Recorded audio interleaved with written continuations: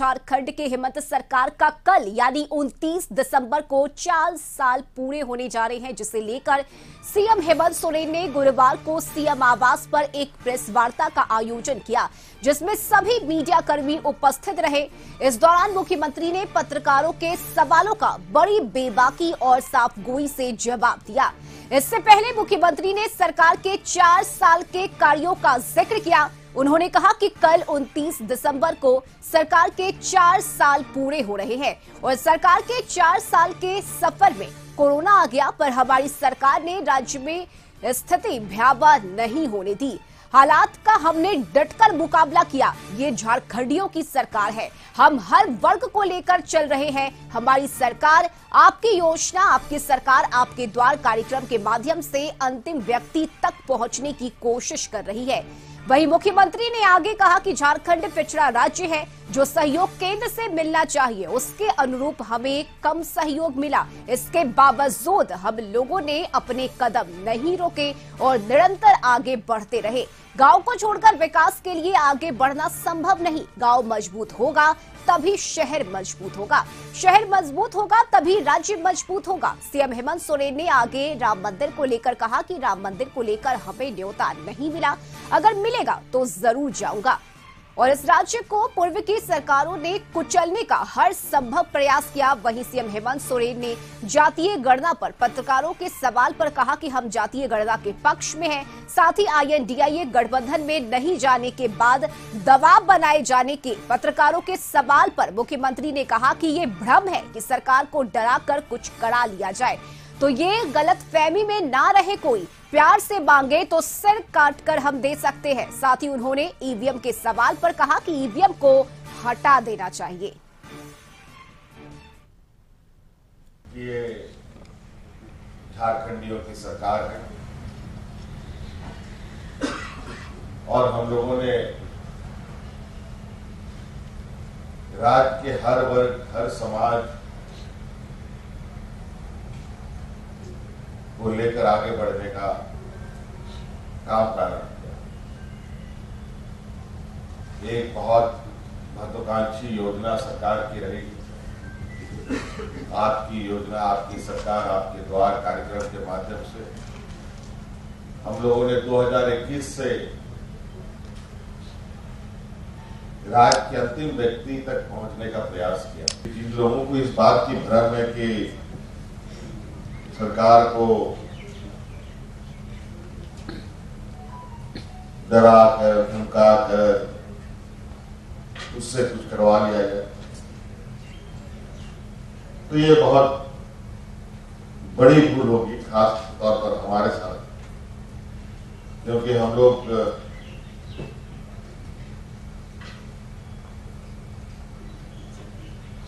जो राजनीतिक पृष्ठभूमि है वो थोड़ा अलग है। हाँ, प्यार से कोई आके बात करे तो हम लोग अपना सर भी काट के देने को तैयार, लेकिन इस तरीके के चीजें हम पर लागू नहीं होता। निश्चित रूप से अगर ऐसा न्योता अगर हमारे पास आता है तो हम प्रयास करेंगे कि हम आ जाए, क्योंकि मैं मंदिर भी घूमता हूँ, मस्जिद भी घूमता हूँ, गुरुद्वारा भी घूमता हूँ, तो मुझे मौका मिलेगा तो मैं अवश्य जाने की कोशिश करूंगा। एक दो है, एक एक्साइज है, थोड़ा माइनर मिनरल्स हैं, जैसे बायोटिक सब है, यही सब चीजों जिस पर आज हमारे देश का जो सबसे बड़ा एजेंसी, जिसको देश विदेश का अर्थव्यवस्था उलट पुलट रहा है, उस पर नजर रखना चाहिए, तो आज बालू मिट्टी पे वो उनकी नजर है और सारे राज्यों के एक्साइज डिपार्टमेंट पर नजर है।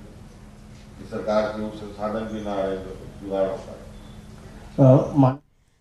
और रांची से सहयोगी संदीप इस वक्त हमारे साथ लाइव जुड़े हुए हैं। संदीप, मुख्यमंत्री हेमंत सोरेन ने अपने प्रेस कॉन्फ्रेंस में चाहे झारखंड के विकास की हम बात करें या फिर INDIA गठबंधन की बात करें, चाहे झारखंड में हो रहे सरकारी योजनाओं का लाभ आम जनता तक कैसे पहुंचाया जा रहा हो, ईडी का मामला हो या फिर राम मंदिर में न्योता दिए जाने का मामला हो, हर मुद्दे पर मुख्यमंत्री ने बेबाकी से अपनी बातों को रखा। पत्रकार के हर सवाल के जवाब दिए सीएम ने।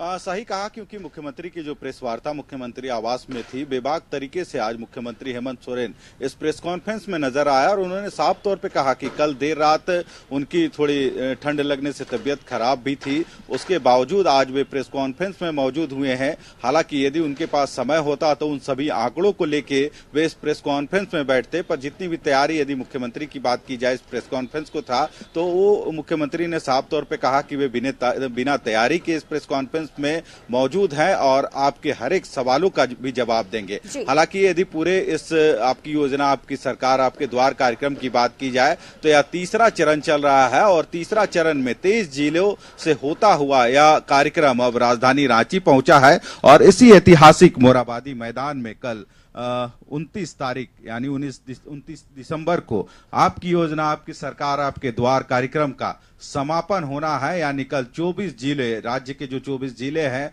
वहां पे इस पूरा कार्यक्रम का सफलतापूर्वक आयोजन हुआ है, जिसमें राज्य के मुख्यमंत्री खुद मौजूद थे और जो रूपरेखा मुख्यमंत्री ने आपकी योजना, आपकी सरकार, आपके द्वार कार्यक्रम को लेकर बनाई थी, वह कहीं ना कहीं सार्थक होता नजर आया है इन कार्यक्रमों के दौरान। आप देख सकते हैं राजधानी रांची का यह ऐतिहासिक मोरहाबादी मैदान है, जहां कल मुख्यमंत्री अपने सारे जो कैबिनेट के साथी हैं उनके साथ इस कार्यक्रम में शामिल होंगे। हालांकि पूरी तैयारी इस कार्यक्रम को लेके कर ली गई है। लगभग आप देख सकते हैं जो लोगों के बैठने की व्यवस्था मंच के सामने की गई है, वहीं बड़े लगभग 8 से 10 एलईडी स्क्रीन लगाए गए हैं जहां इस कार्यक्रम का सीधा प्रसारण भी होगा। और यदि इस कार्यक्रम को देखा जाए तो मुख्यमंत्री ने खुद इस कार्यक्रम का डिजाइन तैयार किया था और मुख्य मकसद यदि इस कार्यक्रम की बात की जाए तो अंतिम व्यक्ति तक उन योजनाओं का लाभ पहुंचाने का था और इसी उद्देश्य से इस कार्यक्रम की रूपरेखा तैयार हुई थी। हालांकि यदि पहले चरण की बात करें तो पहला चरण 2021 में इसकी शुरुआत हुई थी, इसके बाद 2022 में इसका द्वितीय चरण हुआ और तीसरा चरण 24 नवंबर के बाद से स्टार्ट हुआ था, जो कल अपने अंतिम पड़ाव पे यानी राजधानी रांची के इसी मोरहाबादी मैदान में संपन्न होगा। और कल रांची वासियों को भी कह सकते हैं, राज्यवासियों को मुख्यमंत्री करोड़ों की सौगात, बड़ी संख्या में लोग भी पहुंचेंगे मोरहाबादी मैदान। ऐसे में प्रशासनिक व्यवस्था की अगर हम बात करें तो इसे लेकर क्या कुछ खास तैयारी की गई है? जी, इस मैदान के चारों ओर देखना चाहेंगे तो चारों ओर बैरिकेडिंग की गई है। हालांकि जो बड़े वाहनों का जो प्रवेश होगा इस रास्ते पे नहीं होगा और विशेष तौर पे जो अन्य जगहों से जो कार्यकर्ता पहुंचेंगे उनके लिए अलग अलग रूट बनाए गए हैं। ट्रैफिक व्यवस्था को भी उसके अनुरूप बनाया गया है ताकि जो भी कार्यक्रम में पहुंचेंगे उनको किसी तरह की इस कार्यक्रम स्थल तक पहुंचने में दिक्कत ना हो। हालांकि पार्किंग के लिए भी अलग से मैदान के चारों ओर व्यवस्था की गई है, जहां पे विभिन्न जिलों से या फिर दूर दराज से जो लोग पहुंचेंगे उनके पहुंचने के लिए सुगमता हो, इसको भी ध्यान में रखा गया है। लोगों को अलग अलग कैटेगरी में आप देख सकते हैं, सामने में जो वीआईपीज होंगे या फिर जो इस कार्यक्रम में शामिल होंगे उनके बैठने की व्यवस्था है। उसके बाद जो कार्यकर्ता हैं, पार्टी के लोग हैं, वे उनको बैठने के लिए यहाँ पे माकूल व्यवस्था की गई है। तो कह सकते हैं सारी तैयारियां पूरी कर ली गई है। अब लोगों को कल का इंतजार है, क्योंकि बिल्कुल कल का इंतजार है संदीप। जहां एक तरफ आपकी योजना, आपकी सरकार, आपके द्वार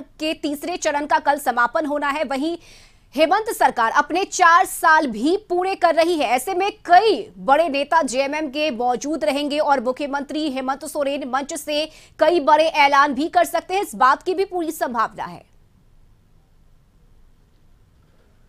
सही कहा, क्योंकि राज्य सरकार यानी हेमंत सरकार की कल 4 वर्ष भी पूरे हो रहे हैं और इसको लेके भी मुख्यमंत्री ने साफ तौर पे कहा है आज प्रेस वार्ता में कि जो भी उनके द्वारा चुनाव से पहले जो भी मैनिफेस्टो या जो बातें कही गई थी वो सभी को धरातल पर उतारने का वह पुरजोर कोशिश कर रहे हैं। और इस कोशिश में कई षड्यंत्रकारी भी शामिल है जो उन योजनाओं को या फिर उन कार्यों को बाधित करने की भी कोशिश करते हैं। पर हमारी सरकार रुकने वाली नहीं है, जो विकास के कदम बढ़े हैं वो लगातार आगे इसी तरह बढ़ता रहेगा।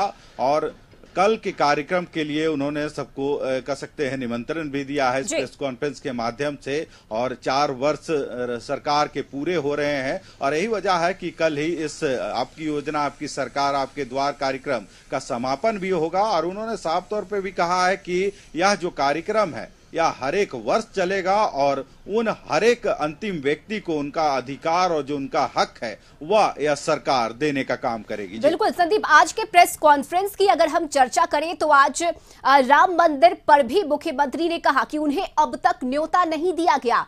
राम मंदिर की अगर हम बात करें तो 22 जनवरी को इसे लेकर भव्य कार्यक्रम होना है। कई धर्मगुरु संत को, कई बड़े नेताओं को बुलाया गया है, लेकिन हेमंत सोरेन को अभी तक न्योता नहीं मिला। हालांकि मुख्यमंत्री ने यह जरूर कहा है कि अगर मुझे मौका मिलेगा, मुझे निमंत्रण मिलेगा तो हम जाएंगे। जी, मुख्यमंत्री ने पत्रकारों के सवाल पे यह जवाब दिया था कि फिलहाल अभी तक उनको निमंत्रण नहीं मिला है, पर उनको यदि वहां से निमंत्रण मिलता है वहां जाने के लिए तो वे जरूर वहां पे जाएंगे। हालांकि उन्होंने साफ तौर पे कहा कि हम मंदिर भी जाते हैं, मस्जिद भी जाते हैं, गिरजाघर भी जाते हैं, हर एक धर्म का उतना ही आदर करते हैं जो एक धर्म के प्रति होना चाहिए। और यही वजह है कि मुख्यमंत्री ने कहा है कि यदि उनको निमंत्रण मिलता है तो इस पल में अवश्य इस कार्यक्रम में शरीक होंगे। इसके अलावे ईडी से संबंधित भी कई सवाल पत्रकारों ने मुख्यमंत्री से पूछा था, पर उन्होंने कहा कि देश जो है वह कानून से चलता है, कानून का हम सम्मान करते हैं, कानून संबंध जो भी कार्य होंगे उसका वे उतना ही सम्मान करते हैं। तो देखना होगा कल का जो कार्यक्रम है। अब 4 वर्ष कल सरकार के पूरे हो रहे हैं और आपकी योजना आपकी सरकार आपके द्वार कार्यक्रम का इसी ऐतिहासिक मोराबादी मैदान से या जो तीसरा चरण है उसका समापन होगा। क्योंकि यदि देखा जाए तो पहले फेज में लगभग 35 लाख आवेदन आए थे और 2022 में दूसरे फेज की बात करें तो लगभग 55 लाख आवेदन आए थे और तीसरा फेज देखना होगा कि इस बार कितने आम लोगों के आवेदन मुख्यमंत्री के पास पहुंचेंगे उन समस्याओं के निदान के लिए। चलिए, बहुत शुक्रिया संदीप आपका तमाम जानकारी के लिए।